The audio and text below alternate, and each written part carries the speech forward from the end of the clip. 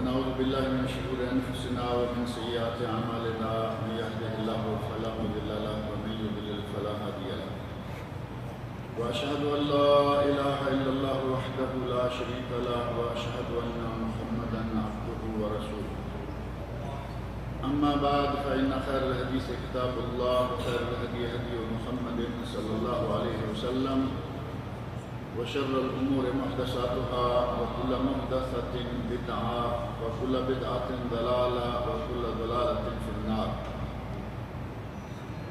رب اشرح لي صدري ويسر لي أمري واحلل عقدة من لساني يفقهوا قولي.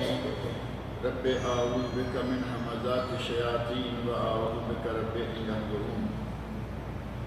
أعوذ بالله السميع العليم من الشيطان الرجيم. وإذ قال إبراهيم لأبيه وقومه إنني براء مما تعبدون إلا الذي فطرني فإنه سيهدين وجعلها كلمة باقية في عقبه لعلهم يرجعون بل متعت هؤلاء وآباءهم حتى جاءهم الحق ورسول مبين ولما جاءهم الحق قالوا هذا سحر وإنا به كافرون وقالوا لولا نزل هذا القرآن على رجل من القريتين عظيم أهم يقسمون رحمة ربك نحن قسمنا بينهم معيشتهم في الحياة الدنيا ورفعنا بعضهم فوق بعض درجات ليتخذ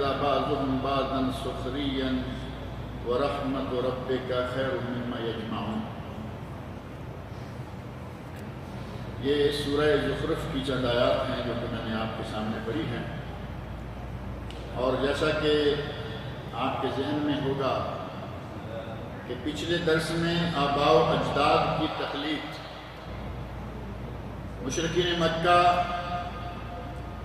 اور انہی کو عبرت دلانے کے لیے پہلی امتوں کے بارے میں کہا گیا کہ تم ہی نہیں، تم سے پہلے بھی لوگ گزرے ہیں جو یہ کہتے رہے ہیں اِنَّا وَجَدْنَا آبَاءَنَا عَلَىٰ أُمَّةٍ، ہم نے تو اپنے ماں باپ کو ایک مذہب پر پایا ہے، وَإِنَّا عَلَىٰ آثَارِهِمْ مُهْتَدُونَ، اور ہم انہی کے نقش قدم پر چلتے ہوئے راستہ پائیں گے. اور اللہ رب العزت نے فرمایا کہ اے میرے نبی، یہ بات صرف آپ کی قوم ہی نہیں کہہ رہی، صرف مکہ والے ہی یہ نہیں مانتے، بلکہ ان سے پہلے بھی ہم نے پہلے بھی جس قریہ کی طرف، جس بستی کی طرف رسول بھیجا، اس بستی کے جو آسودہ حال لوگ، خوشحال اور مالدار لوگ ہیں، وہ یہی کہتے رہے ہیں کہ ہم تمہاری بات نہیں مانیں گے، بلکہ ہم تو جس طرح اپنے باپ دادا کو کرتے دیکھتا آئے ہیں وہی کرتے چلے جائیں گے. اور یہاں اللہ رب العزت نے قریہ کی طرف یا بستی کی طرف رسول بھیجے جانے اور قریہ کے مالدار لوگوں کا ذکر کیا ہے کہ وہ یہ کہا کرتے تھے کہ ہم تمہاری بات نہیں مانیں گے، بلکہ ہم تمہارے لائے ہوئے دین یا شریعت کا انکار کرتے ہیں. اور اس کی وجہ خاص کہ یہ بات مالداروں نے ہی کیوں کہی؟ ماں باپ تو ظاہر ہے کہ غریبوں کے بھی ہیں، ان کے بھی آباء و اجداد ہیں، لیکن یہ بات غریبوں نے نہیں کہی، مالداروں نے کہی. اور مالداروں کے یہ بات کہنے میں راز یہ تھا کہ مالدار عموماً اپنی خرمستیوں میں، اپنی عیاشی میں، اپنے ہر طرح کے عللے تللے میں کچھ اس انداز سے مصروف رہتے ہیں کہ اگر انہیں کہا جائے کہ تمہیں کسی نظام، کسی قانون یا کسی اخلاقی دائرے میں بند رہ کے زندگی گزارنا پڑے گی تو ان کے لیے وہ بال جان بن جاتا ہے. ایک آدمی عادی ہے، جب چاہے اٹھے، جب چاہے سو جائے. اب اسے کہا جائے کہ نہیں، عشاء کے بعد سونا ہے، فجر کے لیے اٹھنا ہے، تو شاید عشاء کے بعد سونا اس کے لیے اتنا مشکل نہیں ہوگا جتنا اس کے لیے فجر کو اٹھنا ہوگا۔ اگر کہا جائے کہ پیسہ تو ٹھیک ہے تمہارے پاس ہے، لیکن اس کو خرچ کرنے کے لیے بھی اسلام کے دین کے شریعت کے طے کیے ہوئے مقامات، پیسہ وہی خرچ کرنا ہے، تو جان پہ بنے گی یا نہیں؟ کہے گا پیسے میرے، اور خرچ کرنے کے لیے میں ان سے پوچھ کے چلوں گا۔ یہ خاص وجہ ہے کہ مالدار طبقہ عموماً اخلاقی حدود و قیود اور شرعی پابندیوں کو قبول کرنے سے بھاگتا ہے۔ اور یہ بات آج ہم نہیں کہہ رہے، لیکن اللہ رب العزت نے پہلی امتوں، پہلی قوموں کے لوگوں کے بارے میں فرمایا وَكَذَلِكَ مَا أَرْسَلْنَا مِن قَبْلِكَ مِن قَرْيَةٍ مِّن نَذِيرٍ إِلَّا قَالَ مُتْرَفُوهَا، ہم نے جب بھی جس بھی بستی کی طرف رسول بھیجا، اس بستی کے مالدار لوگوں نے کہا اِنَّا وَجَدْنَا آبَاءَنَا عَلَىٰ أُمَّةٍ، کہ ہم نے تو اپنے ماں باپ کو ایک دین پر، ایک مذہب پر، ایک عقیدے پر پایا ہے، وَإِنَّا عَلَىٰ آثَارِهِمْ مُقْتَدُونَ، ہم انہی کے نقش قدم پر چلتے رہیں گے۔ عَلَىٰ آثَارِهِمْ مُقْتَدُونَ، ان کی اقتداء کریں گے، انہی کے پیچھے رہیں گے۔ اور پچھلے درس میں نے ذکر کیا تھا کہ آباء و اجداد کے نقش قدم پر چلنے کی پابندی کرنے والوں نے نبیوں کی بھی نہیں مانی۔ جنہوں نے اپنے آباء و اجداد کی تقلید کی ٹھان لی، نبی بھی کچھ کہتے رہیں، وہ ٹلنے والے نہیں ہوتے، اور آج بھی وہی کچھ ہو رہا ہے۔ آج آپ کے سامنے ہمارے بر صغیر پاک و ہند میں ہمارے اپنے بھائی بندو سارے ایسے ہیں کہ جب انہیں کہا جائے اللہ کی کتاب قرآن کریم میں یہ بات آئی، نبی اکرم صلی اللہ علیہ وسلم کی حدیث کے صحیح سند سے ثابت مجموعے صحیح بخاری اور صحیح مسلم میں بات آئی، تو وہ 2-4 مرتبہ بخاری کا نام سننے سے یہ تو کہیں گے کہ تمہیں بخاری کا بخار آیا ہوا ہے، ماننے کے لیے تیار نہیں، کیونکہ انہیں ایک پٹی پڑھائی جا چکی ہے کہ کچھ بھی ہو، ہم نے جس امام کا پٹا اپنے گلے میں ڈال لیا ہے، ہم اس کی بات کو چھوڑنے والے نہیں۔ قرآن چھوٹتا ہے چھوٹ جائے، نبی کا فرمان چھوٹتا ہے چھوٹ جائے، امام کی بات نہیں چھوٹنی چاہیے، اور یہ باقاعدہ کتابوں میں ثابت شدہ حقیقت ہے۔ میں نے کبھی ذکر کیا تھا، علماء کرام میں سے بعض علماء وہ ہیں جو کہتے ہیں کہ قرآن کریم کی آیت آئی تو ہم اس کو دیکھیں گے، اگر وہ ہمارے امام کے قول کے مخالف ہوئی تو پھر آیت کی تعویل کریں، یعنی اس کو کوئی اپنی مرضی کا معنی دیں گے۔ تعویل کا معنی ایک یہ بھی ہے کہ وہ آیت تو وہ بات نہیں کہہ رہی، لیکن ہم کسی نہ کسی طرح سے توڑ موڑ کر کے اسے کوئی معنی پہنائیں گے۔ کہتے ہیں کہ اگر تعویل کرنا ممکن نہ ہوا پھر کیا کریں گے؟ کہتے ہیں کہ اس آیت کو منسوخ مانیں گے۔ آپ حق درمی اور ڈٹھائی، حق درمی کی انتہا، قرآن کی آیت بھی آئے تو یا اس کی تعویل کریں گے یا منسوخ مانیں گے، لیکن اپنے امام کا قول نہیں چھوڑیں۔ اب جو قرآن کریم کی آیت کے ساتھ ایسا کرنے کے لیے تیار ہے وہ نبی صلی اللہ علیہ وسلم کی حدیث کو مانے گا؟ یہی وجہ ہے کہ 1-2 نہیں، 10-20 نہیں، بلکہ سینکڑوں احادیث رسول صلی اللہ علیہ وسلم ایسی ہیں کہ ہمارے ان لوگوں نے اسی ڈٹائی میں، اسی ضد میں، اسی اکڑ میں آ کر سینکڑوں احادیث رسول صلی اللہ علیہ وسلم کو دور رکھا ہوا ہے، ان پر عمل نہیں کرتے، ان کے مقابلے میں اپنی فقہ اور بر صغیر پاک و ہند میں ایسے علماء کرام کو اللہ رب العزت نے توفیق دی، انہوں نے پوری فقہ کو چھان مارا. اور آج بھی لوگ کہتے ہیں کہ تم ایسے بات کرتے ہو. انہوں نے ایسے بات کرنے کے لیے ان کی کتابوں میں سے 600 مسائل نکالے. 600 مسائل جو کتاب و سنت کے خلاف ہیں اور فقہ کی کتابوں میں موجود ہیں. اور ان کا کوئی عالم ایسا نہیں ہے کہ جو کہے کہ نہیں ٹھیک ہے ہماری کتابوں میں آ گئے، ہمارے پیشوا سے، ہمارے مولوی سے، ہمارے عالم سے، ہمارے استاد سے غلطی ہو گئی، کوئی ماننے کو آج تک تیار نہیں. کتاب ہندوستان میں چھپ رہی ہے حقیقت الفقہ کے نام سے، مولانا محمد یوسف جے پوری رحمۃ اللہ علیہ، اور پاکستان میں الظفر المبین مولانا ابو الحسن سیالکوٹی رحمۃ اللہ علیہ. دونوں ملکوں میں الگ الگ کتابیں موجود ہیں. ایک دو نہیں، سینکڑوں مسائل جو فقہ کے کتاب و سنت کے خلاف ہیں، لیکن لوگ آج تک لیے چلے آ رہے ہیں.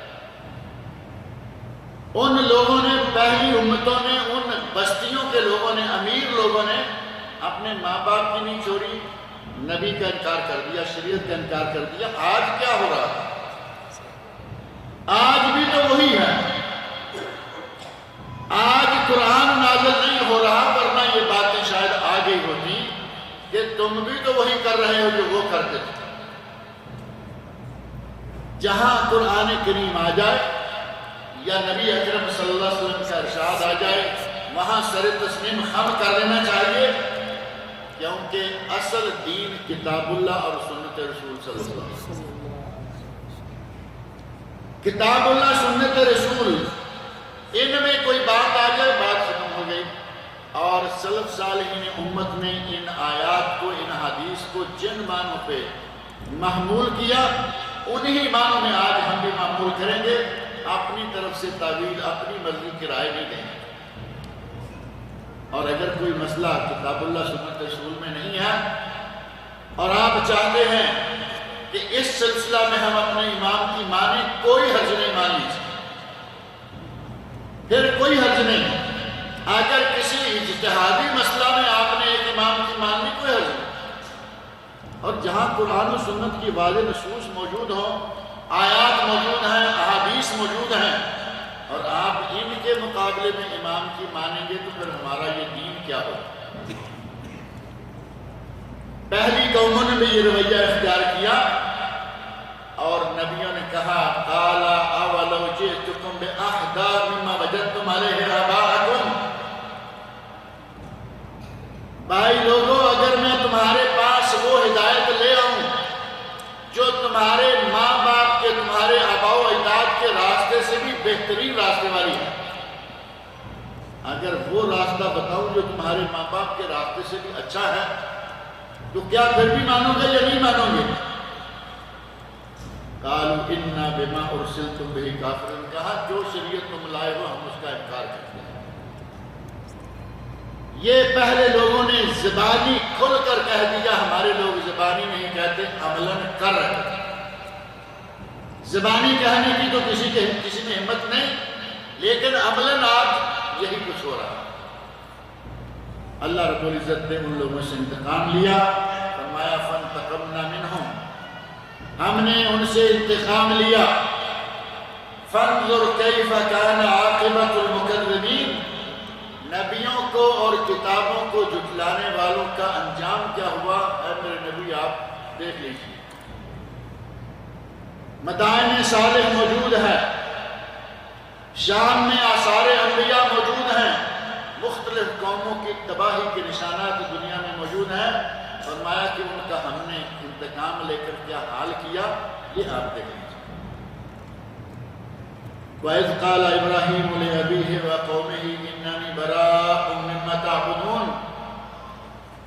حضرت ابراہیم خلیل علیہ السلام کا یہاں ذکر شروع ہوتا ہے. یاد کرو اذ قال ابراہیم لابیہ، جب ابراہیم نے اپنے باپ سے کہا. اذ قال ابراہیم لأبی ہے، اور قرآن کریم میں موجود ہے باقاعدہ اب کے ساتھ، اب کا معنی باپ، یہ ابی ہے اصل اب ہے، قرآن کریم میں موجود ہے کہ ابراہیم علیہ السلام کے باپ کا نام آزر تھا، قرآن میں باقاعدہ لفظ موجود ہے۔ لیکن ہمارے کچھ لوگوں کو عادت ہے، کچھ بھی ہے کہیں نہ کہیں اپنا عقلی اڑنگا لگائیں گے، کہا نہیں آزر کوئی اور تھا، چچا تھا، تایا تھا، ابراہیم علیہ السلام کے والد کا نام طارق تھا، طارق، یہ دو نقطے والی کاف نہیں، یہاں اصلی خا، ہمارے حیدرآبادی بھائی جو ہے دو نقطے والی کاف کو کر دیتے ہیں نا، جیسے مجھے کبھی کبھی خمر صاحب،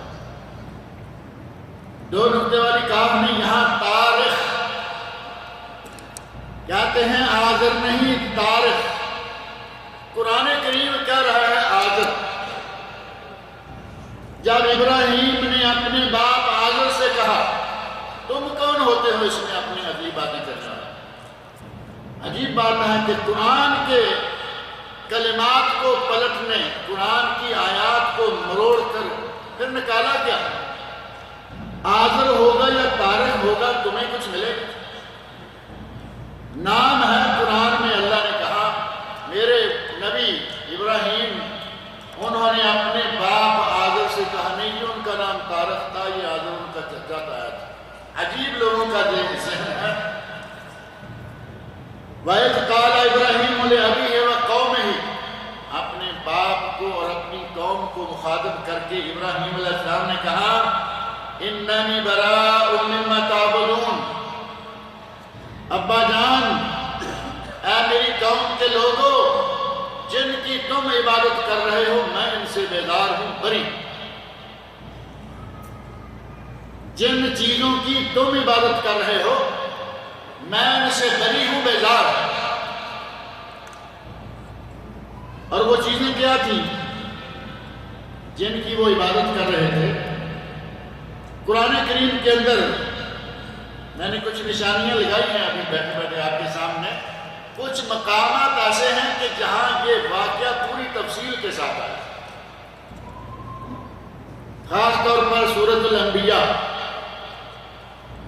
حضرت ابراہیم علیہ السلام کا واقعہ تو قرآن کریم میں بہت سارے مقامات پر آیا،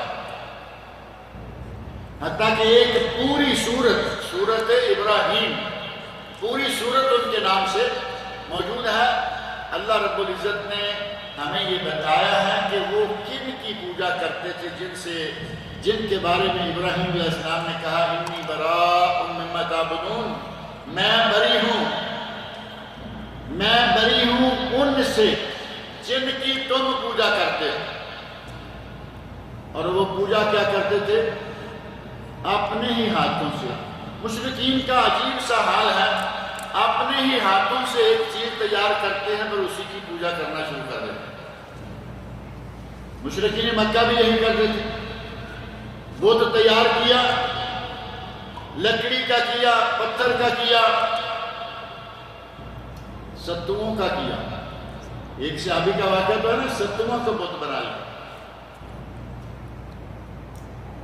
کہتے ہیں سفر میں جاتے ہوئے میں ساتھ لے جاتا تھا، ستو کا بت بنا لیتا، جہاں چاہتا سامنے رکھ کے ہاتھ جوڑ کے کھڑے ہو جاتا، اور جب بھوک لگتی اور کچھ کھانے کو نہ ملتا تو اسی کا کوئی نہ کوئی حصہ توڑ کے کھا بھی لیتا۔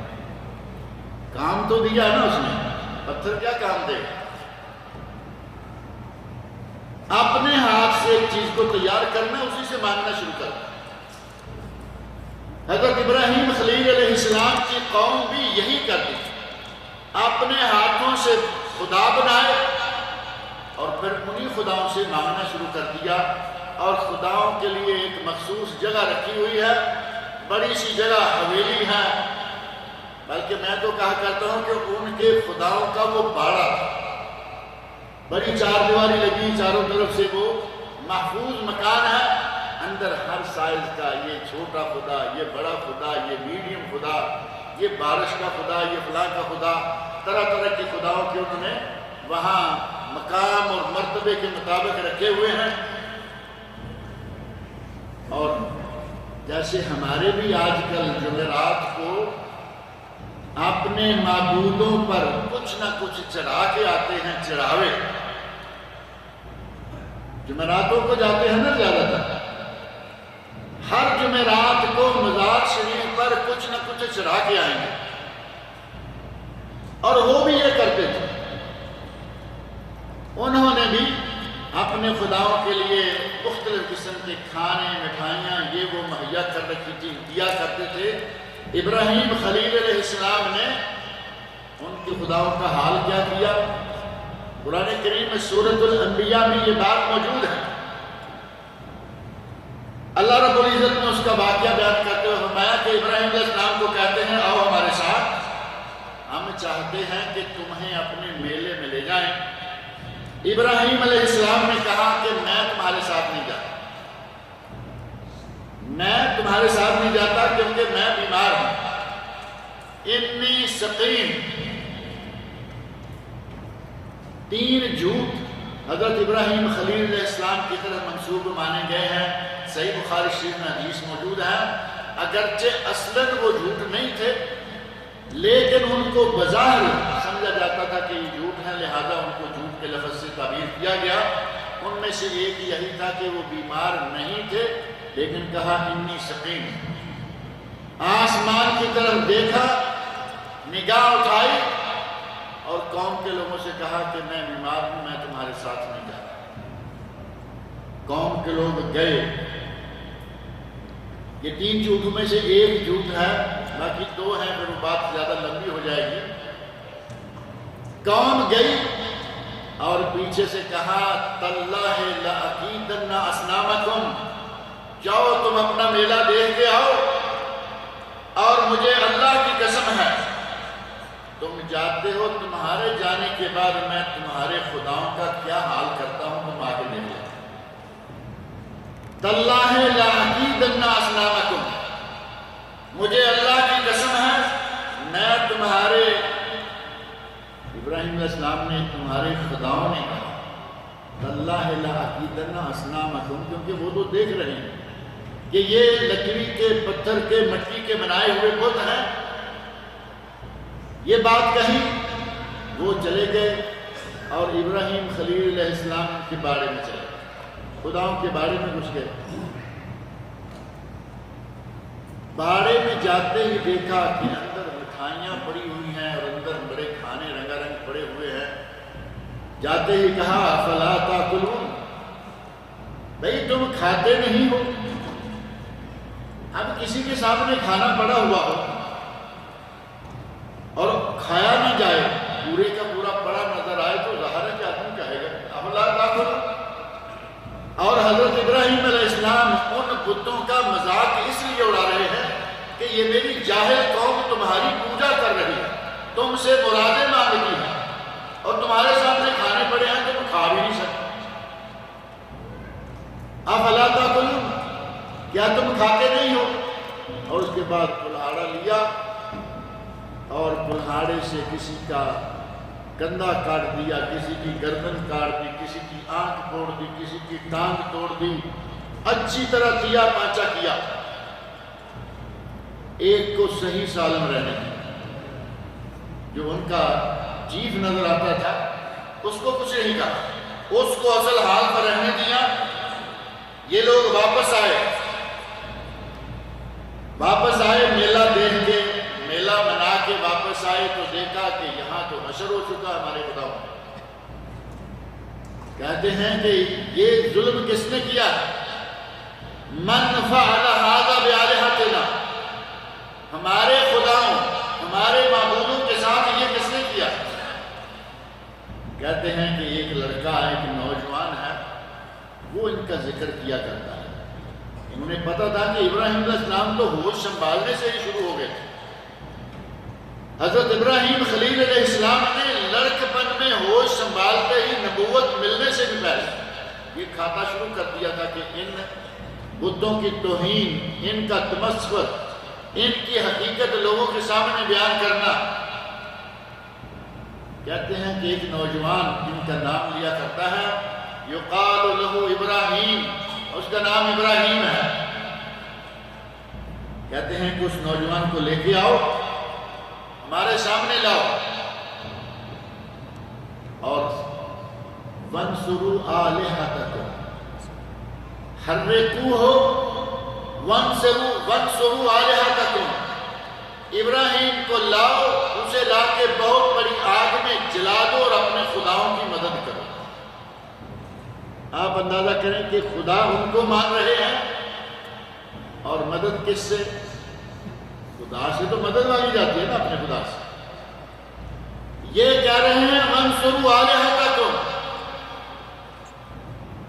ابراہیم کو آگ میں جلا کر اپنے خداؤں کی مدد کرو۔ اگر یہ زندہ رہا تو یہ پھر ان کے ساتھ ایسا نہ کرے۔ گویا چاہتے یہ ہیں کہ ابراہیم خلیل علیہ السلام کو ختم کر دیں، ان کے خداؤں کی مدد ہو جائے گی کہ آئندہ انہیں چھیڑنے والا کوئی نہ رہے۔ ابراہیم علیہ السلام کو لایا گیا، ابراہیم علیہ السلام آئے، دیکھا قوم کھڑی ہے، بتوں کا حال جو وہ کر کے گئے تھے انہیں معلوم تھا، تو انہوں نے کہا کہ ابراہیم انت فعلت ھذا بآلہتنا، ہمارے بتوں ہمارے خداؤں کا یہ حال تم نے کیا ہے۔ ابراہیم علیہ السلام بڑے سکون سے، قرار سے، کوئی ان کو پریشانی نہیں ہے۔ جو اللہ سے ڈرتا ہے وہ کسی سے نہیں ڈرتا، دل میں کوئی خوف نہیں۔ کہا کہ اگر انہیں تم خدا مانتے ہو تو انہی سے کیوں نہیں پوچھ لیتے؟ یہ جو تمہارے خدا ہیں انہی سے پوچھ لو۔ ان لوگوں نے ایک مرتبہ تو سر جھکا لیے، شرمسار ہو گئے، ندامت ہوئی، آپس میں کہا کہ تم جانتے ہو کہ یہ تو بولتے نہیں، اب اس کو کیا کریں؟ ایک مرتبہ نگاہوں کو، ایک مرتبہ سر گرائے، اور پھر ساتھ ہی اب ظاہر ہے کہ حمیت بھی کوئی چیز ہوتی ہے جسے آپ تعصب کہیں، وہ ٹوٹے پھوٹے ان کے سامنے پڑے ہوئے ہیں لیکن وہ اڑے ہوئے ہیں اسی جگہ پر کہ نہیں یہ ہمارے خدا ہے۔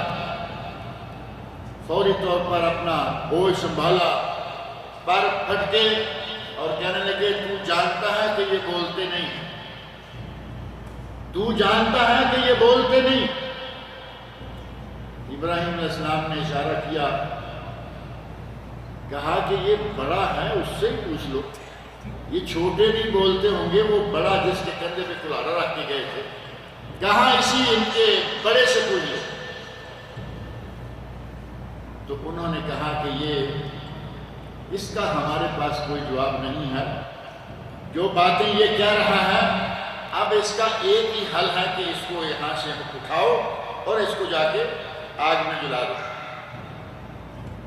ابراہیم علیہ السلام نے کہا اَفَتَعْبُدُونَ مِن دُونِ اللَّهِ مَا لَا يَنْفَعُكُمْ شَيْئًا وَلَا يَضُرُّكُمْ، اے احمق لوگو، ان کی پوجا کرتے ہو جو نہ تمہیں نفع دے سکیں نہ تمہیں نقصان دے سکیں، اور کسی کو نفع نقصان کیا دیں گے جو اپنے آپ کو نہیں بچا سکتے، کسی کا کیا بچائیں؟ ہمارے لوگ تو پاک و ہند میں بھی آج تک اس طرح کے ذہن لیے کر رہے ہیں، جنگ لگی ہے، کہہ رہے ہیں کہ بم تو آ رہا تھا، بم تو سیدھا آ رہا تھا، پورا لاہور تباہ ہو جاتا، سرکار نے نیچے سے بم کو پکڑا اور راوی میں پھینک دیا۔ سرکار نے بم کو پکڑا، اس وقت سرکار نے بم پکڑ لیا تھا، اور یہ پچھلے دنوں سرکار کے اپنے مزار پہ بم چلے، سرکار کو ہوش ہی نہیں آئی۔ عجیب عقل ہے مشرک کی۔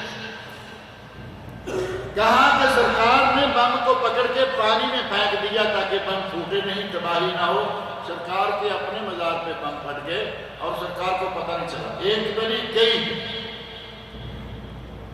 لاہور والی سرکار پہ اور بڑی امام والی سرکار پہ، پاکستانی لوگ، انڈیا کے لوگ اردو خبریں پڑھتے ہوں گے، ان کے مزاروں پر بم چلے، یہ کچھ نہ کر سکے۔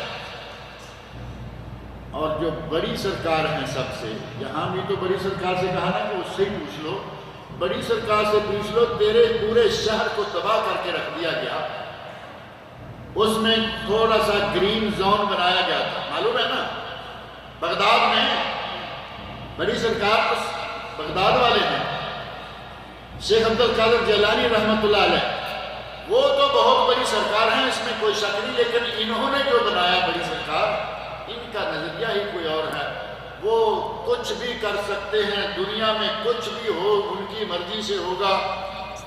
پورا بغداد تباہ کر کے رکھ دیا، بم چلا کے، سرکار نے کچھ بھی نہیں کیا پورے کے پورے علاقے پر۔ اور وہ بھی یہاں والی سرکاروں نے تو شاید یہ سمجھا ہوگا کہ چلیں بم چلانے والا مسلمان ہے، وہاں بم چلانے والے کون تھے؟ مسلمان ہی تھے، وہاں بم چلانے والے یہودی اور عیسائی۔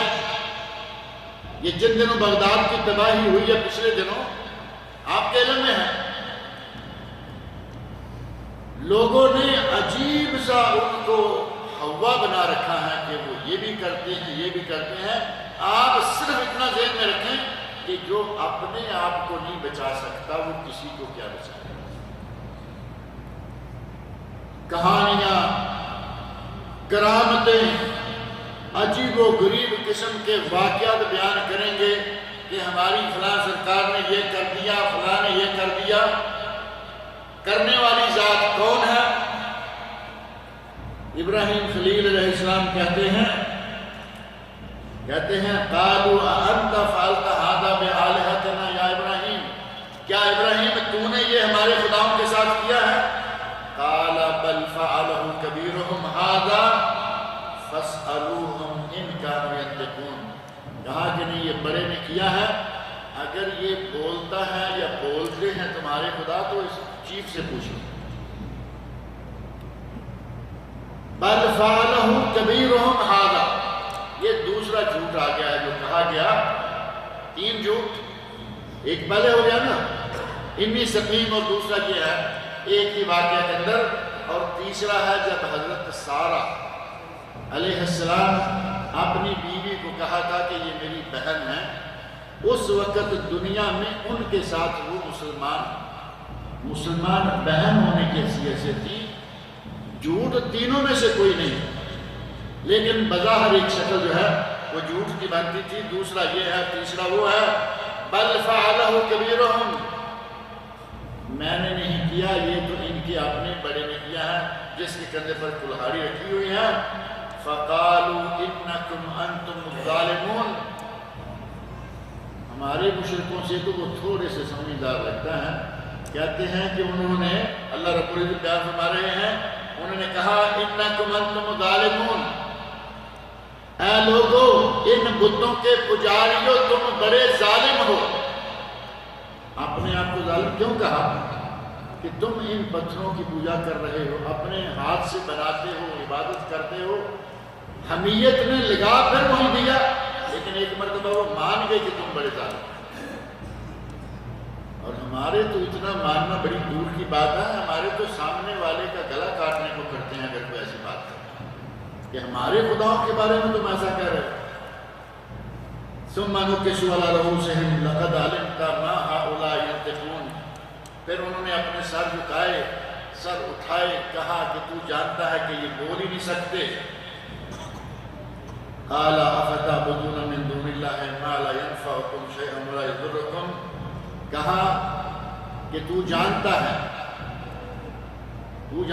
کہ یہ بول نہیں سکتے۔ انہوں نے فرمایا کہ پھر تم ان کی پوجا کر رہے ہو جو نہ نفع دے سکے نہ نقصان۔ اف لکم ولما تعبدون من دون اللہ، تم پر بھی افسوس ہے اور ان پتھروں پر جن کو غیر اللہ کو پوج رہے ہو ان پر بھی افسوس ہے۔ افلا تعقلون، کیا تم عقل سے کام نہیں لیتے ہو؟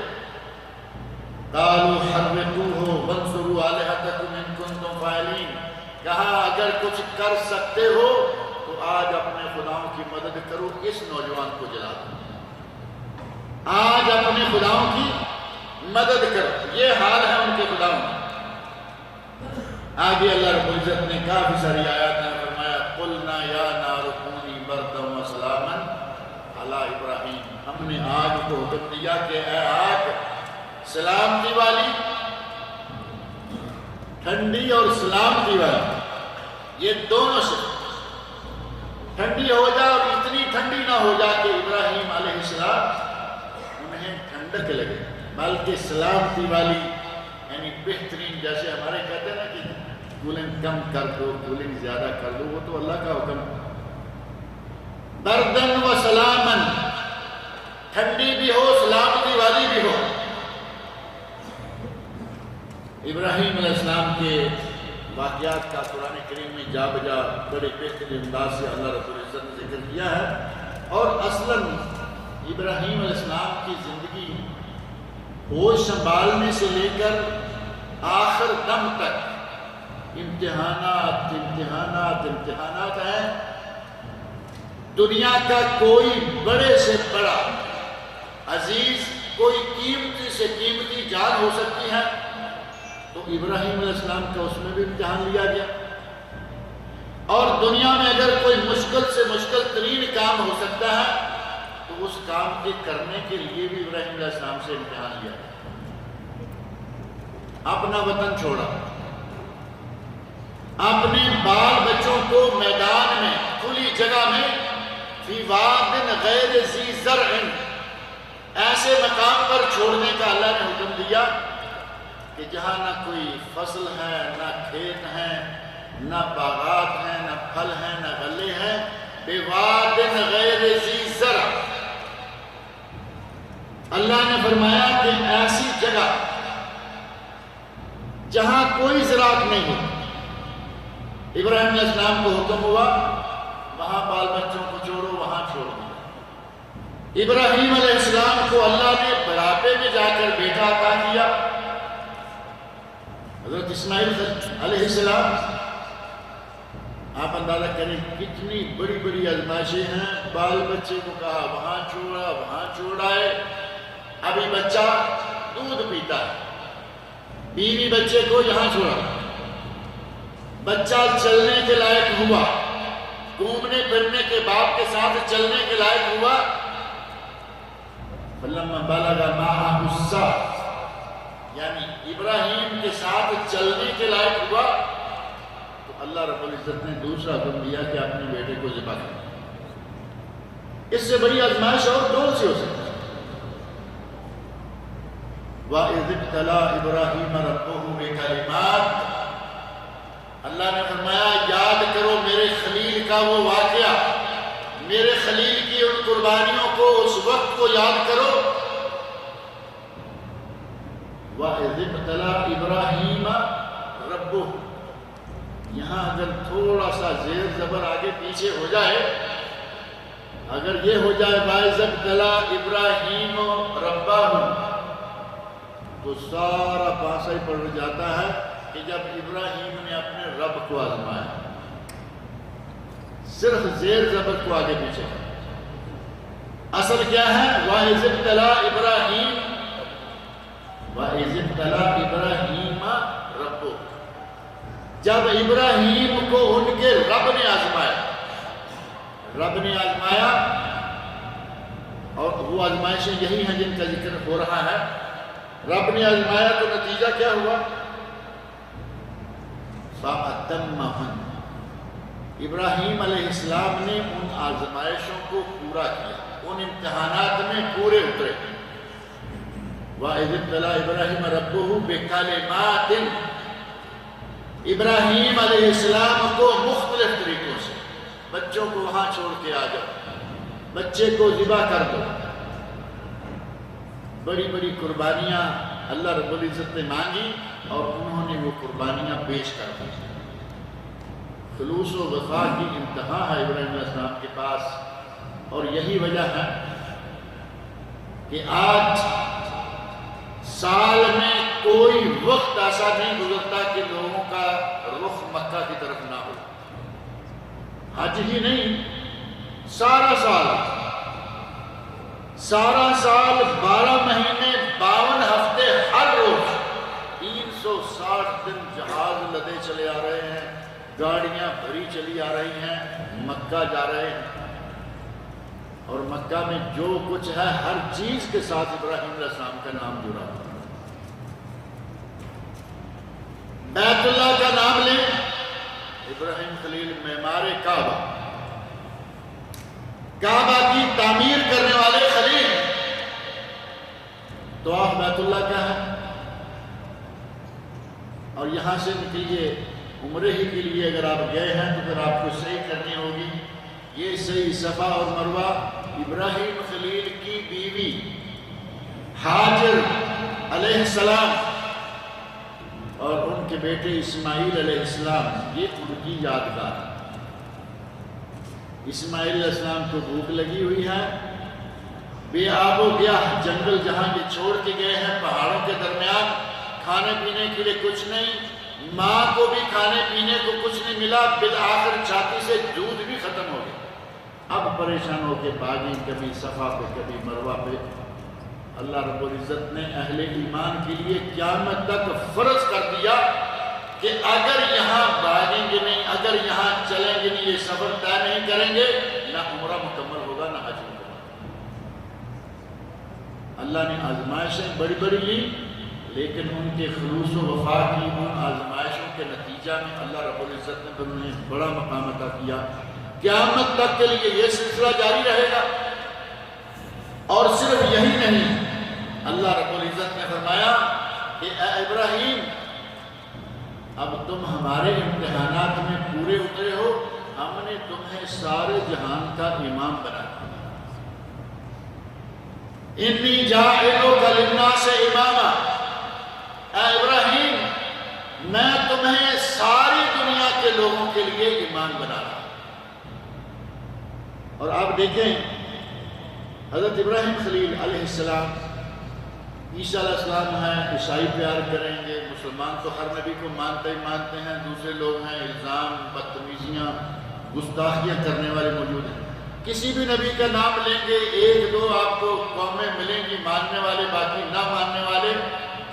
ابراہیم علیہ السلام کا نام لیں، نہ کوئی پہلے انکار کرنے والا، نہ کوئی آئندہ انکار کرنے والا، کوئی انکار کرنے والا نہیں۔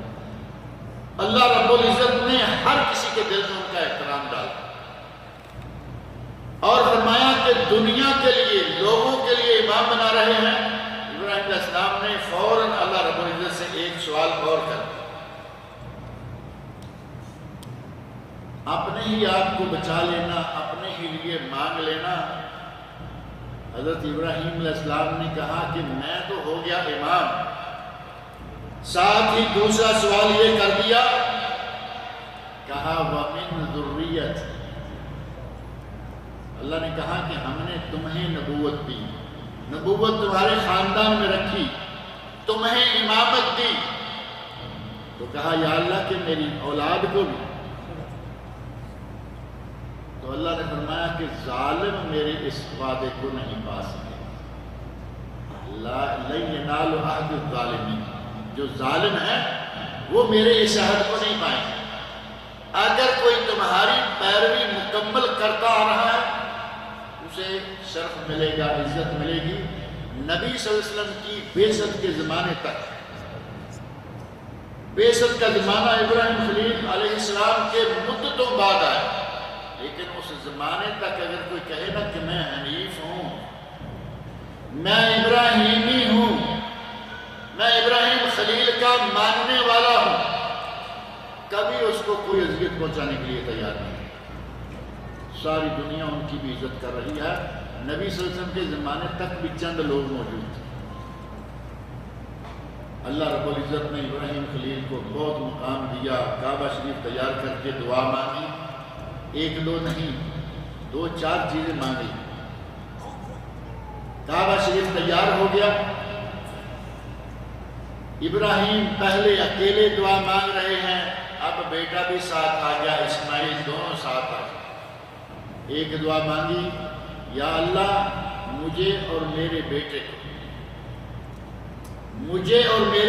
کو شرک سے دور رکھنا۔ ابراہیم خلیل ہیں، حنیف ہیں، موحد ہیں، پھر بھی کہہ رہے ہیں کہ یا اللہ مجھے اور میرے بیٹے کو وَجْنُبْنِي وَبَنِيَّ أَن نَعْبُدَ الْأَصْنَامَ، مجھے اور میرے بیٹے کو اس سے دور رکھنا کہ ہم بتوں کی پوجا کریں۔ اللہ رب العزت نے دعا مانگی، کہا یا اللہ میں یہ گھر جو بنا رہا ہوں، دائیں بائیں کوئی پھل نہیں، کوئی سبزیاں نہیں، کوئی غلہ نہیں، وَارْزُقْ أَهْلَهُ مِنَ الثَّمَرَاتِ، اس گھر کے دائیں بائیں آ کے جو لوگ رہیں، جو سکونت اختیار کرے، اہل مکہ کو پھلوں کا رزق عطا فرما۔ اللہ رب العزت سے اچھی چیز مانگ لی، وہ بنی اسرائیل کی طرف بھی تو کہہ سکتے تھے نا کہ ہمیں پھول چاہیے، عدس چاہیے، بصل چاہیے، پیاز چاہیے، لوبیا چاہیے، یہ چاہیے۔ اللہ سے وَارْزُقْ أَهْلَهُ مِنَ الثَّمَرَاتِ، اس گھر کے رہنے والوں کو، اس کے باسیوں کو، اس کے پڑوسیوں کو پھلوں کا رزق دے۔ اللہ رب العزت نے یہ دعا بھی قبول فرمائی کہ دنیا بھر میں کوئی بھی پھل کہیں بھی پکتا ہے، ملک والوں کو کھانے کے لیے ملے یا نہ ملے، مکہ میں مل جاتا ہے۔ اللہ رب العزت نے ابراہیم خلیل کی دعا قبول کی۔ اور یہ کوئی تعجب والی بات بھی نہیں کہ آپ کہیں گے کہ یہ کیسے ہوا کہ ملک والوں کو ملے یا نہ ملے۔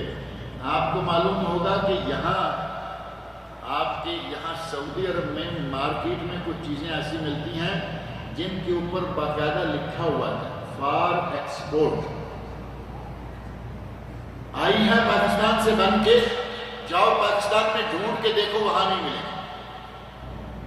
یہ کوالٹی پاکستان میں نہیں ملے، کپڑے میں ہے، کسی کھانے کی چیز میں ہے، پھل میں ہے، یہ اسپیشل انہوں نے ایک کوالٹی رکھی ہے فار ایکسپورٹ اونلی۔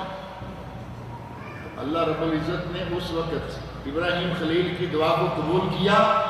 آج فار ایکسپورٹ کر کے ہی کیوں نہ بھیجنا پڑے، دنیا بھر کا پھل یہاں آ جاتا ہے، ملک والوں کو ملے گا۔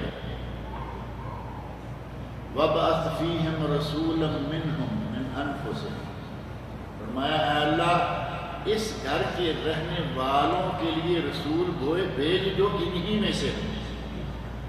قبول ہوئی یا نہیں دعا؟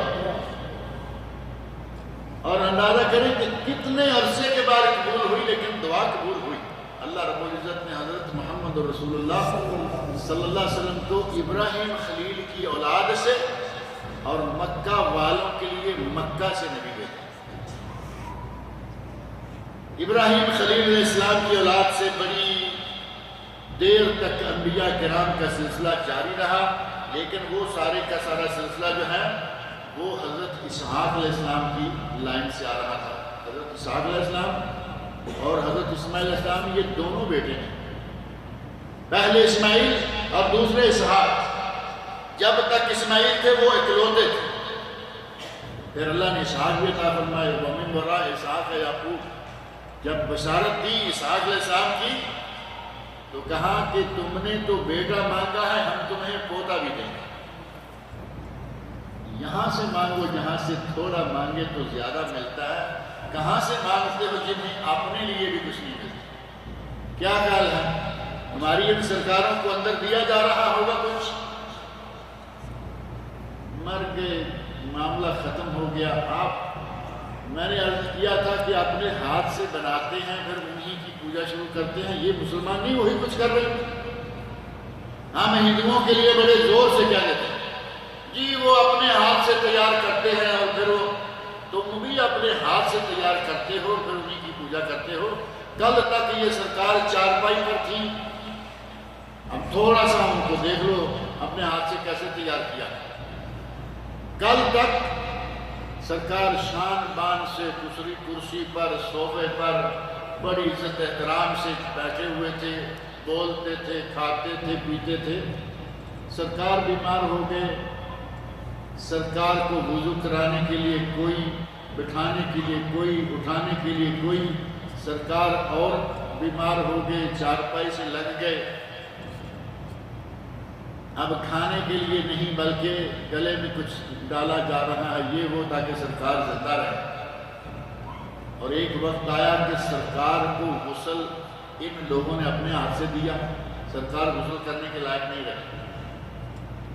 سرکار اپنا غسل نہیں کر سکتی، لوگوں نے مریدوں نے کپڑے اتارے اور مریدوں نے انہیں غسل دیا، مریدوں نے انہیں کفن پہنایا اور مریدوں نے اٹھا کے چارپائی پہ رکھا، مریدوں نے کندھوں پہ اٹھا کے قبرستان میں پہنچایا اور مریدوں نے قبر میں رکھا، پھر مریدوں نے مٹی ڈالی، مٹی ڈال کے کیا بنایا؟ قبر ہی نہیں بنائی بلکہ پوری اب سرکار بنا دی۔ قبر تیار ہونے کے بعد ہمارے یہاں جو سرکاریں نظر آتی ہیں، آپ بھی سارے دیکھتے ہوں گے، یہ مسجد، یہ لائٹیں اس کے مقابلے میں کچھ بھی نہیں۔ وہاں اتنی زبردست لائٹیں، اتنی خوشبوئیں، اتنا قیمتی اندر سامان، اتنی قیمتی دیواریں اور ان کے سنگ مرمر۔ کس نے سرکار کو بنایا؟ ان لوگوں نے خود بنایا، اپنے ہاتھوں سے سرکار تیار کی اور اپنے ہاتھوں سے اسے مانگنا شروع کر دیا۔ وہی سجدے کر رہے ہیں، وہی طواف کر رہے ہیں، وہی سارا کچھ کر رہے ہیں۔ پہلی قومیں یا آج کے ہندو وغیرہ ہی اپنے ہاتھ سے بنا کر اپنا خدا اور اسے مانگتے نہیں، مسلمان بھی یہ کر رہے ہیں، لیکن الزام فوری طور پر ان کے دے دیتے ہیں، یہ پتھر سے اپنا بت بناتے ہیں، تم اپنے ہاتھوں سے مٹی کا بت بناتے ہو۔ اب پیچھے وہ کسر رہ گئی جو ہمارے ایک ساتھی نے ایک مرتبہ کہا تھا، پھر اس کے بعد یہ مجھے کئی جگہ سے سننے کو ملا۔ سب سے پہلے میں نے اپنے ہندوستان کے ایک عالم مولانا کبیر احمد صاحب سے دبئی میں سنا، انہوں نے کہا، مسلمانوں، ہندوؤں کے کھڑے بت اور تمہارے گڑے بت، مسلمانوں ہندوؤں کے کھڑے بت اور تمہارے پڑے بت کہہ لو چاہے گڑے بت کہہ لو، تمہارے بت زمین کے اندر ہیں اور ان کے زمین کے اوپر ہیں، نظر تو آتا ہے دیوار کے ساتھ کھڑے۔ مسلمانوں کا اس طرح کا اخلاقی اور مذہبی طور پر، خاص طور پر مسلکی مذہبی طور پر اتنا پتلا حال ہو چکا ہے کہ جو کچھ غیر قومیں اپنے پتھر کے خداؤں کے ساتھ کر رہی ہے، ہمارے مسلمان جو ہیں وہ اپنے بزرگوں، ولیوں، سرکاروں، درباروں کے ساتھ کر رہے ہیں۔ اللہ رب العزت نے ابراہیم خلیل علیہ السلام کی طرف اشارہ کرتے ہوئے فرمایا، وَإِذْ قَالَ إِبْرَاهِيمُ لِأَبِيهِ، یاد کرو ابراہیم کو۔ آپ قرآن کریم کا ترجمہ پڑھتے ہوئے دیکھتے ہوں گے، جہاں اس آتا ہے نا وہاں ترجمہ میں لکھا ہوتا ہے، اور یاد کرو فلاں وقت کو، یاد کرو اس وقت کو۔ اللہ اشارہ دے رہا ہے کہ یاد کرو میرے خلیل ابراہیم کو، اذ قال لأبیہ وقومہ، جب انہوں نے اپنے باپ سے اور اپنی قوم سے، باپ کو بھی یہ نہیں کہ اب باپ ہے اس کو کیا کہیں گے، اگر باپ غلط جا رہا ہے تو اس کی اصلاح کرنا بھی ذمہ داری ہے، لیکن بد زبانی سے نہیں، مار پیٹ سے نہیں۔ دعوت کے میدان میں بد زبانی اور مار پیٹ تو ہے، چاہے کوئی بھی کیوں نہ ہو، اور یہ تو باپ ہیں۔ اچھے طریقے سے باپ کو سمجھایا کہ یہ جو کچھ تم کر رہے ہو یہ ٹھیک نہیں ہے، قوم کو سمجھایا اور کہا، اننی براء مما تعبدون، میں اس سے بیزار ہوں، میں اس سے بری ہوں جن کی تم عبادت کر رہے ہو، الا الذی فطرنی، میں تو صرف اسی ایک رب کی عبادت کروں گا جس نے مجھے بنایا، جس نے مجھے بنایا، جس نے میری تخلیق کی، جو میرا خالق و مالک ہے۔ فَإِنَّهُ سَيَهْدِينِ، مجھے صحیح راہ وہی۔ اللہ رب العزت ہمیں شرک سے محفوظ رکھے، ہمیں اپنے عقائد کی اصلاح کرنے کی توفیق عطا فرمائے۔ ہمارے گرد و پیش، ہمارے عزیز و اقارب، ہمارے بھائی بہن، بہت سارے ایسے لوگ ہیں جو اس بیماری میں مبتلا ہیں، پھنسے ہوئے ہیں۔ دعا کریں کہ اللہ رب العزت ہمارے سب عزیزوں کو بھی موحد مسلمان بنا دے۔ صرف اپنے لیے ہی تو توحید نہیں، چاہیے کہ اپنے عزیز و اقارب کے لیے دعا بھی کیا کریں، زبان سے بھی کہیں اور دعا اپنے طور پر بھی مانگا کریں کہ یا اللہ میرے، حضرت ابو ہریرہ رضی اللہ عنہ کا واقعہ ہے نا، ماں بھی مسلمان نہیں تھی، نبی صلی اللہ علیہ وسلم سے دعائیں کرائیں، یا رسول اللہ میری اماں کے لیے دعا کیجئے مسلمان ہو، اور اللہ رب العزت نے دعا قبول فرمائی، اماں مسلمان ہو گئیں۔ دعائیں بھی کیا کیجئے کہ اپنے عزیز و اقارب کے لیے اللہ رب العزت انہیں عقیدہ توحید عطا فرمائے، شرک کی جن بھول بھلائیوں میں وہ پھنسے ہوئے ہیں اللہ تعالیٰ ان کو نکالے، اور اللہ تعالیٰ ان کو صحیح دین قبول کرنے کی توفیق عطا فرمائے۔ اللہ رب العزت مجھے اور آپ سب لوگوں کو قرآن کریم پڑھنے، سننے، سمجھنے اور اس کے احکام پر عمل کرنے کی توفیق عطا فرمائے۔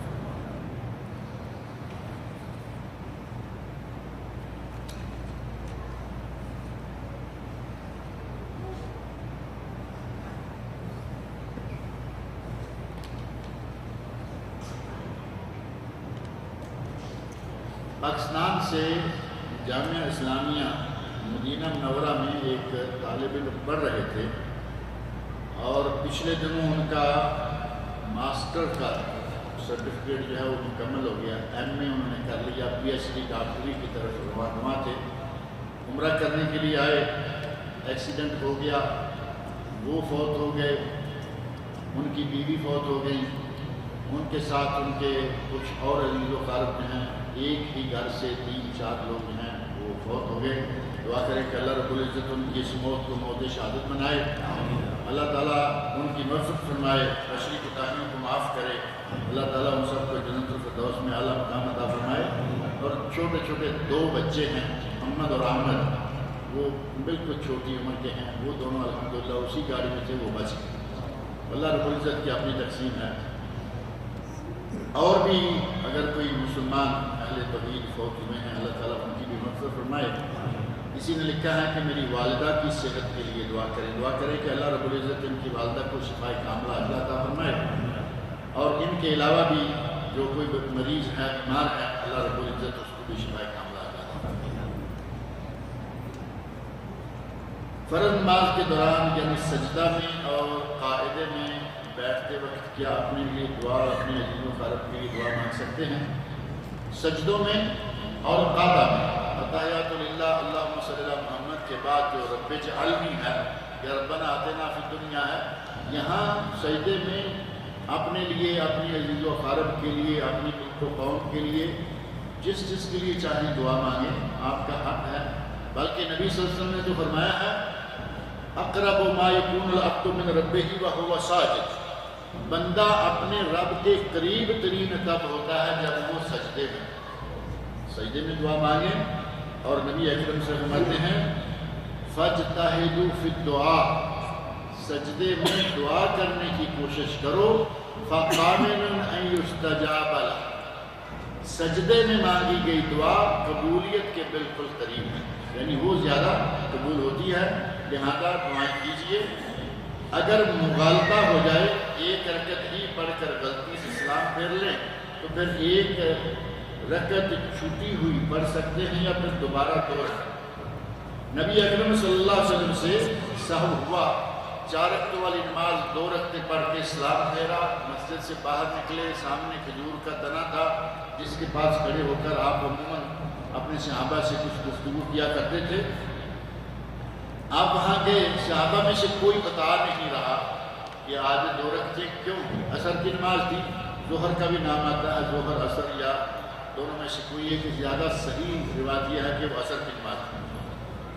سب سمجھ رہے ہیں کہ ہو سکتا ہے نماز کم ہو گئی ہو، آپ نبی ہیں، وہی آ گئی ہوگی، کیونکہ ایسا ہوا کہ نماز کے دوران جبرائیل امین آئے اور آ کے کچھ کہہ گئے۔ جو جوتا پہن کر نماز پڑھنے کی حدیث ہے، واقعہ یاد ہوگا نا، صحابہ کرام نے بھی جوتے پہنے ہوئے ہیں، نبی صلی اللہ علیہ وسلم نے جوتے پہنے ہیں، اور دوران نماز نبی صلی اللہ علیہ وسلم نے جوتا اتار دیا، سارے صحابہ نے بھی اتارا۔ بعد میں پوچھا کہ بھائی تم نے یہ جوتے کیوں اتارے؟ فرمایا یا رسول اللہ آپ نے اتارے، ہم نے۔ فرمایا مجھے تو جبرائیل نے آ کے کہا تھا کہ آپ کے جوتے کے نیچے کچھ لگا ہوا ہے، میں نے تو اس لیے اتاری تھی۔ تو صحابہ کو معلوم تھا کہ نماز کے دوران بھی جبرائیل علیہ السلام آ جایا کرتے ہیں، کوئی پوچھ نہیں رہا۔ ایک صحابی، سارے لوگ تو ہمت والے نہیں ہوتے، لیکن کچھ لوگ ذرا بڑے دل گردے والے ہوتے ہیں، یا رسول اللہ آپ بھول گئے ہیں یا نماز کم ہو گئی؟ سیدھا ٹک سے سوال مارا، آپ قصرت الصلاۃ ام نسیت یا رسول اللہ، صحیح بخاری مسلم کی حدیث ہے۔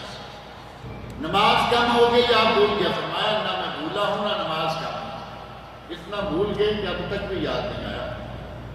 اب سارے صحابہ شیر ہو گئے، کہا نہیں یا رسول اللہ آج 2 رکعت ہوئی۔ آپ وہیں سے واپس گئے، 2 رکعتیں اور پڑھی اور سلام پھیرنے سے پہلے سجدہ صاحب 2 سجدے کیے اور سلام پھیرے۔ اس حدیث کو سامنے رکھیں تو اس سوال کا جواب واضح طور پر موجود ہے یا نہیں؟ 1 رکعت پڑھ کر سلام پھیر دیا، یاد آ گیا کہ 1 پڑھی ہے، 1 اور پڑھیں اور سلام پھیرنے سے پہلے 2 سجدے کریں، آپ کی نماز انشاءاللہ منظور ہو جائے۔ کہتے ہیں کہ میرا نام محمد ریاض ہے، میں قرآن سیکھ رہا ہوں، بچپن سے کچھ پڑھا نہیں، اس لیے پڑھنے میں بڑی دشواری ہو رہی ہے۔ شیخ سے اور سارے بھائیوں سے دعا کی گزارش کرتا ہوں، آپ لوگ دعا کیجئے میرے لیے، اللہ مجھے اچھے سے قرآن پڑھنا سکھائے۔ اللہ رب العزت ان کو قرآن کریم پڑھنا سکھائے، بلکہ ان کو قرآن کریم کا حافظ بنائے۔ اللہ سے تو ناممکن نہیں ہے نا، بڑی بڑی عمر کے لوگوں نے شروع کیا اور اللہ رب العزت نے انہیں حافظ قرآن بنایا۔ بڑی عمر کے لوگوں نے شروع کیا، اللہ نے عالم دین بلکہ شیخ الحدیث بنا دیا۔ عالم دین عام نہیں بلکہ شیخ الحدیث، جو ایک مدرسے کا سب سے بڑا مدرس ہوتا ہے، جو بخاری شریف پڑھانے والا۔ اللہ رب العزت نے ایسے واقعات دیے، اور اتفاق سے جن کا میں ذکر کر رہا ہوں بڑی عمر میں شروع کیا، شیخ الحدیث بن گئے، وہ میرے استاد ہیں۔ شیخ الحدیث مولانا محمد صدیق فیصل آبادی رحمۃ اللہ علیہ۔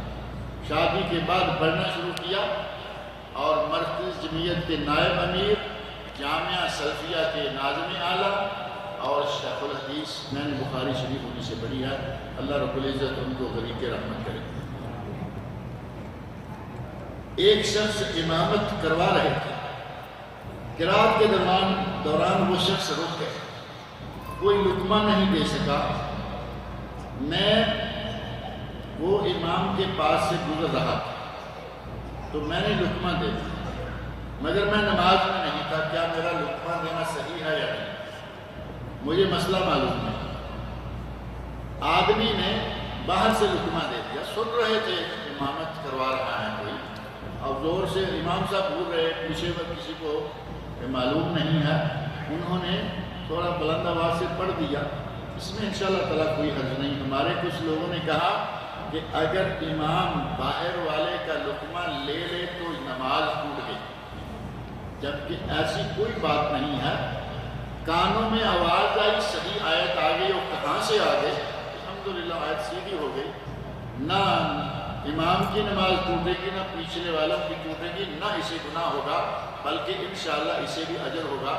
اس نے نبی اکرم صلی اللہ علیہ وسلم سے صحابی نے نماز کے بعد عرض کیا، یا رسول اللہ آج آپ نے ایک آیت چھوڑ دی، یعنی پڑھتے پڑھتے، یہ نبی صلی اللہ علیہ وسلم سے بھی ممکن ہے کہ آپ نے ایک آیت چھوڑ دی، یعنی آیت ساقط ہو گئی۔ تو آپ نے فرمایا کہ مجھے بتایا کیوں نہیں، مجھے بتایا کیوں نہیں؟ نبی صلی اللہ علیہ وسلم بھول سکتے ہیں، امام بھول جائے گا تو کیا فرق پڑتا ہے؟ اگر کوئی لقمہ دے تو اسے قبول کرتے ہوئے اپنی تلاوت کو صحیح کر لینے میں انشاءاللہ کوئی حرج نہیں، اور اسے بھی ثواب ملے گا۔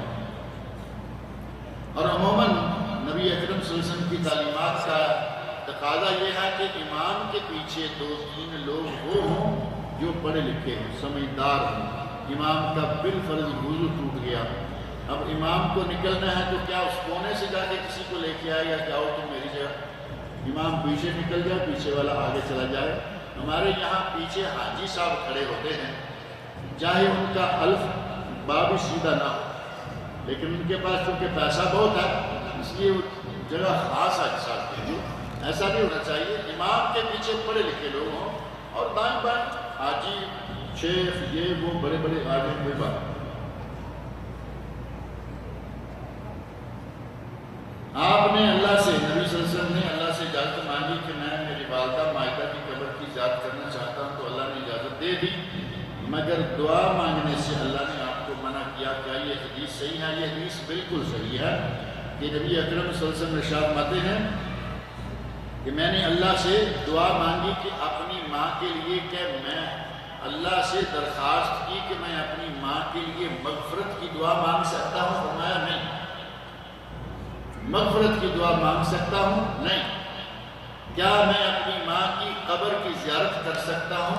اللہ نے فرمایا کر سکتے ہیں۔ یہ حدیث صحیح ہے، اور اس میں کوئی اثر نبی اکرم صلی اللہ علیہ وسلم نے اپنی والدہ کی قبر کی زیارت کی، بہت روئے، اور جو ساتھ صحابہ کرام تھے ان کو بھی رلایا۔ نبی صلی اللہ علیہ وسلم کو روتے دیکھ کر وہ بھی سارے رونے لگے۔ تو یہ حدیث بالکل صحیح ہے، اس میں کوئی ایسی چیز نہیں ہے۔ کسی مال کی زکوٰۃ ادا کر دی جائے اور پھر بھی وہ سال کے بعد ہمارے پاس ہو، تو کیا اس کی دوبارہ زکوٰۃ ادا کرنی ہوگی؟ یعنی جب تک اسے کسی ٹھکانے نہ لگا دیا جائے، کیا ہر سال ہر حال میں زکوٰۃ دینی؟ اب پیسہ آپ کے پاس ہر سال پڑا ہوا ہے، موجود ہے، سال کے بعد 2.5 ریال، 100 میں سے 2.5 ریال دیتے ہوئے مشکل نظر آ رہی ہے۔ اگر وہ پیسہ کہیں ٹھکانے لگا دیا الحمدللہ، مکان بنا لیا، اب آپ کی زکوٰۃ رک گئی۔ لیکن اگر مکان نہیں بنایا، آپ نے اپنے سیف میں پیسہ رکھا ہوا ہے یا بینک اکاؤنٹ میں رکھا ہوا ہے، اللہ کی نعمت ہے، آپ کے پاس محفوظ ہے، آپ کو اس میں سے جب تک وہ آپ کے کنٹرول میں رہے گا 2.5% زکوٰۃ دینا ہوگا۔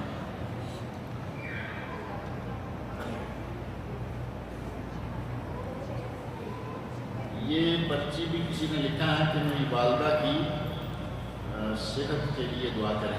دعا کریں اللہ رب العزت ان کی والدہ کو شفائے کاملہ عطا فرمائے۔